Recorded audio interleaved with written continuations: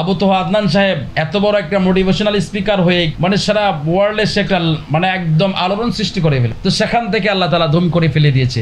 আজকে তার স্ত্রী তার চরিত্রের উপরে কথা বলছে। প্রিয় ভাইয়েরা আমার আল্লাহ পাক যেমন দয়ালু রহমানুর রহিম, আমার নবীকেও আল্লাহ তাআলা বলেছেন রাউফুর রহিম। আর সেই নবীর আশেক উম্মত যারা হয় তারাও সৃষ্টির প্রতি দয়ালু হয়, কেননা আল্লাহ বলেছেন লা ইয়ারহামুল্লাহু মান লা ইয়ারহামুন নাস, যে আমার সৃষ্টির প্রতি দয়া করে না আমি তার উপরে দয়া করি না। অতএব প্রকৃত যদি কেউ আল্লাহর নবীর আল্লাহর হাবিব সাল্লাল্লাহু আলাইহি সাল্লামের উম্মত হয়ে থাকে, সে অবশ্যই অন্য মানুষের দরদি হবে এবং ভালোবাসার মানুষ হবে এবং তার শুভাকাঙ্ক্ষী হবে। আর এটাই বাস্তবতা।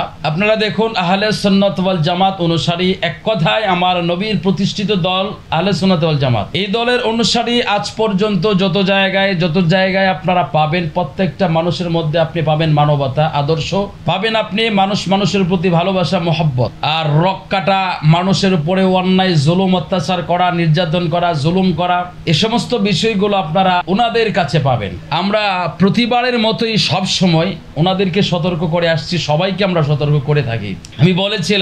আমি বলেছিলাম মোটিভেশনাল স্পিকার আবু তোহা আদনান নামের ওই ভদ্রলোককে বলেছিলাম, আপনি যেভাবে অতিরঞ্জিত কথাবার্তা বলা শুরু করে দিয়েছেন, আপনি যেভাবে আপনার লিমিটকে আপনি ক্রস করতেছেন, এতে করে কিন্তু আপনার রেপুটেশন এতটাই বাজে আসবে যেটা আপনি কল্পনা করতে পারবেন না। উনি কখনো তাহিরি সাহেবকে বাউল বক্তা বলে ট্রল করেছেন, কখনো আহলে সুন্নাত ওয়াল জামাতের আলেমদেরকে নিয়ে কটাক্ষ বাক্য উচ্চারণ করেছেন, বাজে ভাষায়, অকাত্য ভাষায় কথাবার্তা বলেছেন, কখনো আল্লাহর ওয়ালিদের নিয়ে বাজে মন্তব্য করেছেন। ওই ভদ্রলোককে আমি ওই সময় বলেছিলাম যে এনার এই খোলস একদিন দেখবেন পরিষ্কার হবে এবং মানুষ জাতির কাছে সে এমন ভাবে মুখ থুবড়ে পড়বে যেটা জাতি কল্পনা করে না কখনো। ভাই আমার, প্রিয় ভাই আমার, আমি সবার উদ্দেশ্যে করে বলছি, যারা আমাদেরকে ভালোবাসেন এবং যারা আমাদের বিরোধিতা করেন, যারা আমাকে মহব্বত করেন তারা আমার ভাই, যারা ভালোবাসেন তারা আমার ভাই, যারা আমার বিরোধিতা করেন তারাও আমার ভাই। অতএব আমি সবার উদ্দেশ্য করে বলছি, এই সমস্ত কাজ, এই সমস্ত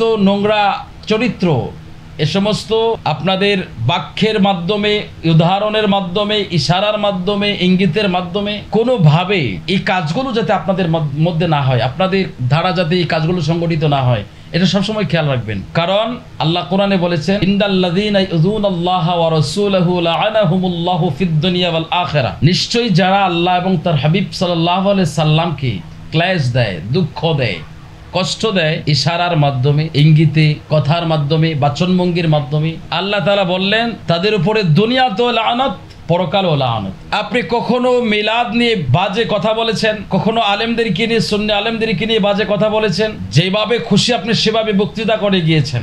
আপনি মনে করেছেন ফিল্ড আপনার হয়ে গেছে, দেশ আপনার, জনগণ আপনার, সবকিছু আপনার হাতে মুঠে আপনি জয় করে নিয়েছেন। যখন আপনি সিলেট আল্লামা সাহেব কিবলা ফুলতলি রহমাতুল্লাহ আলাইহির অনুসারীদের মাহফিলের মধ্যে মিলাদের কিয়াম হচ্ছিল, সেখানে আপনি বেয়াদবের মতো, আপনি বেয়াদব, শুধু বেয়াদব না, আপনার নির্লজ্জ বেহায়ার মতো আপনি বসেছিলেন, সমস্ত মানুষ দাঁড়িয়েছিল, আপনি বেহায়া নির্লজ্জের মতো বসেছিলেন। তখনই আমার মনে হয়েছিল যে আপনার উপরে গজব আসা বেশি দেরি হবে। এটা বেশি দিন যায়ও নাই, গজব কিন্তু আপনার উপরে নাজিল হয়ে গেছে।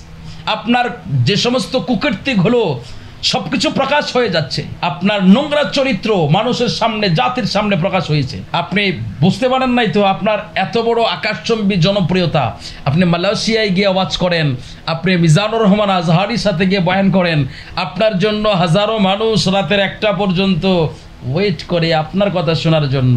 আপনি মনে করেছেন সবকিছু জয় করে ফেলেছেন, আপনি মনে করেছেন যে আপনি অনেক কিছু করে ফেলেছেন, বাট আপনি তো জানেন না যেই জায়গায় আপনি বেয়াদবি করেছেন, এত সম্মান আল্লাহ আপনাকে দেওয়ার পরেও কিভাবে দেখুন আল্লাহ আপনাকে ধুম করে আসমান থেকে নিচে জমিনে ফেলে দিয়েছে। মিয়া, যেখানে সেখানে বেয়াদবি করবেন না, সাবধান।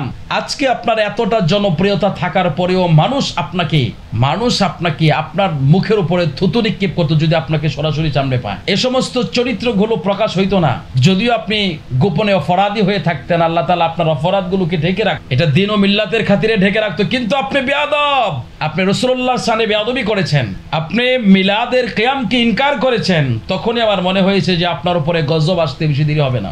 এসে পড়েছে গজব, সে গজবে আপনি পড়ে গিয়েছেন। এই গজব থেকে আপনাকে কে বাঁচাবে বলেন? আজকে যে স্ত্রীকে নিয়ে আপনি মাহফিলে পর্যন্ত তার প্রশংসায় পঞ্চমুখ হতেন, যেটা কোনো আলেম উলামা করে না, কারণ প্রত্যেকের এটা গায়রতে লাগে, এই জন্য তারা করে নাই, কিন্তু আপনি সেটা করেছেন। তারপরেও মানুষ আপনাকে বাহবা দিয়েছে, মানুষ আপনার প্রতি এতটাই ঝুঁকেছে, মানুষ আপনাকে এত সম্মান শ্রদ্ধা করেছে। আজকে কি প্রকাশিত হচ্ছে? আপনার দলের লোকেরা, আপনার মানহাজের লোকেরা আপনার সমস্ত কিছু প্রকাশ করতেছে। আপনার স্ত্রী আপনার চরিত্র প্রকাশ করলো, আপনার দলের আলেমেরা আপনার যে নোংরা চরিত্র, লোভ লালসা, আপনি যে টাকার প্রতি যে লোভিং আপনার আছে, আপনার এই সমস্ত কিছু সবকিছু প্রকাশ করে দিচ্ছেন।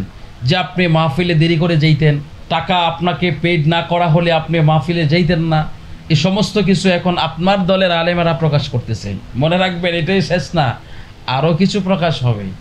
আর এগুলো হবে এটা নিশ্চিত, কারণ আপনি যে জায়গায় বেয়াদবি করেছেন ওই জায়গায় কেউ বেয়াদবি করলে তার কোনো দিনও নিস্তার হয় না, সে কখনোই পার হতে পারে না। কারণ আল্লাহর হাবিব সাল্লাল্লাহু আলাইহি সাল্লামের শানে যারাই আজ পর্যন্ত বেয়াদবি করেছে, আল্লাহ তাদেরকে একেবারে ধলিস্যাৎ করে দিয়েছে। মিয়া, আপনি বুঝতে পারবেন না, তো আপনি তো বুঝেন নাই কেন আপনার এত আকাশচম্বী জনপ্রিয়তাকে আল্লাহ তাআলা ধসিয়ে দিচ্ছে মাটির সাথে, আপনি তো বুঝতে পারেন না। ওই জায়গার বেয়াদবির কারণে আমি আপনাকে আগেও বলেছিলাম, আগেও সতর্ক করেছি। তবে আজকের কথাগুলো হচ্ছে, আমার যে প্রিয় ভাইয়েরা আমাদের কাছে ভিডিওগুলো পাঠায়া এই ব্যাপারে কথা বলার জন্য, সতর্ক করার জন্য বলেছেন, আমি সেই ভাইদেরকেও ধন্যবাদ জানাই, যারা দেখছেন তাদেরকেও ধন্যবাদ জানাই, এবং যারা ভবিষ্যতে পরিকল্পনা করতেছেন, প্ল্যানিংয়ের ভিতরে আছেন যে আপনারা কিভাবে কি করবেন, আপনাদেরকে বলি একটু সতর্কতার সাথে চলাফেরা করবেন। কোনোভাবে, কোনো জায়গায়, কোনো অবস্থাতে যেন হুজুর পাক সাল্লাল্লাহু আলাইহি সাল্লামের শানে বেয়াদবি না হয়, এটা অবশ্যই আপনাকে খেয়াল রাখতে হবে। আউলিয়া কেরামের শানে যাতে বেয়াদবি না হয়। ভাই, আপনি আপনার মতো করে দিনের কাজ করে যান। আপনি যদি বড় হন, আপনি যদি ইন্টারন্যাশনালভাবে আপনি সারা পৃথিবীতে যদি আপনি কোরআনের দাওয়াত ছড়িয়ে দেন, দ্বীনের দাওয়াত ছড়িয়ে দেন, এতে আমার কোনো লস আছে? এতে আপনার প্রতি আমার হিংসার কোনো কারণ আছে? কোনো কারণ নেই। আপনাকে ছোট করে বলা, আপনাকে ছোটি করে দেখা, এটা আমার মোটেও উচিত হবে না। আর এগুলো আমরা আহলে সুন্নাত ওয়াল জামাত অনুসারী, বিশেষ করে আমরা যারা আল্লাহর হাবিব সাল্লাল্লাহু আলাইহি সাল্লামের আদর্শকে ধরে রাখার চেষ্টা করতেছি, আমরা কখনো এ সমস্ত কাজের মধ্যে আমাদেরকে পাবেন না। অতএব আপনারা কাজ করে যান। দেখুন, যেখানে চতুর্দিকের অমুসলিমরা মুসলমানদের দিকে বাঁকা নজরে তাকাচ্ছে, রক্তচক্ষু দেখাচ্ছে, সেখানে যদি আপনারা ন্যাশনাল থেকে ইন্টারন্যাশনাল পর্যায়ে যদি আপনারা বিভিন্ন জায়গায়, বিভিন্ন সেমিনারে আপনারা কোরআনের কথা বলেন, দ্বীনের কথা বলেন, আপনার এই সমস্ত কথার ভিতরে অন্তত দ্বীন এবং মিল্লাতের, কোরআন পাকের, হাদিস পাকের কিছু কথা তো আপনি বলেন, তো এতে করে তো আমাদের কোনো লস নাই, এতে আমাদের হিংসা নাই। ভাই, আপনি করে যান, করেন, এতে করে আমরা আপনার হিংসা করব না। তবে এটুকু বলি অনুরোধের সাথে, যে বেয়াদবিটা যাতে মদিনাওয়ালার সাথে না হয়, বেয়াদবিটা যাতে কোনো আউলিয়া কেরামের সাথে না হয়। যদি আপনি নবীর শানে বেয়াদবি করছেন তো মরছেন, আউলিয়া কেরামের শানে বেয়াদবি করছেন তো আপনার কেরিয়ার ধ্বংস। অতএব ভবিষ্যৎ প্রজন্মের আলেম যারা তৈরি হচ্ছেন, যারা আরো ভালো কাজ করবেন, তাদেরকে বলছি, ভাইয়ের আমার, আপনারা একটু কেয়ারফুলি কথাবার্তা বলবেন, একটু সতর্কতার সাথে চলাফেরা করবেন, এ সমস্ত বিষয়গুলো আপনারা মাথায় রাখবেন। দেখেন, এক একজনকে আল্লাহ তাআলা আসমান পর্যন্ত উঠাই দিচ্ছে, আবার সেখান থেকে ধুম করে নামাই দিচ্ছে একটা বেয়াদবির কারণে। ইবলিস কত সম্মানিত হয়েছিল, আজাজিল, মুআল্লিমুল মালাইকা, সেখান থেকে আল্লাহ তাআলা নবীর সাথে বেয়াদবি করার কারণে ধ্বংস করে দিয়েছে। আবু তোহা আদনান সাহেব এত বড় একটা মোটিভেশনাল স্পিকার হয়ে সারা ওয়ার্ল্ডে সে একটা একদম আলোড়ন সৃষ্টি করে ফেলে, তো সেখান থেকে আল্লাহ তাআলা ধুম করে ফেলে দিয়েছে। আজকে তার স্ত্রী তার চরিত্রের উপরে কথা বলছে, আজকে তার দলের আলেমেরা, তার মানহাজের আলেমেরা তার নোংরা চরিত্র, ক্যামেরার পিছনে যে তার নোংরা চরিত্র ছিল সেটা প্রকাশ করছে, যে উনি ফিনান্সিয়াল যে বিষয়টা আছে, যে উনি ট্রানজাকশনের যে বিষয়, উনি টাকাটা হাতে না পাইলে উনি মাহফিলে যাবে না। আজকে ওনাদের দলের আলেমেরা ওনার সাথে থেকে ওনার কথাগুলো প্রকাশ করে দিচ্ছে। এগুলো হচ্ছে নবীর সাথে বেয়াদবি করার ফলাফল। অতএব সাবধান, সতর্ক, এখনো সময় আছে। আমি সবার সুস্বাস্থ্য কামনা করছি। আসসালামু আলাইকুম রহমতুল্লাহি ওয়া বারাকাতুহু।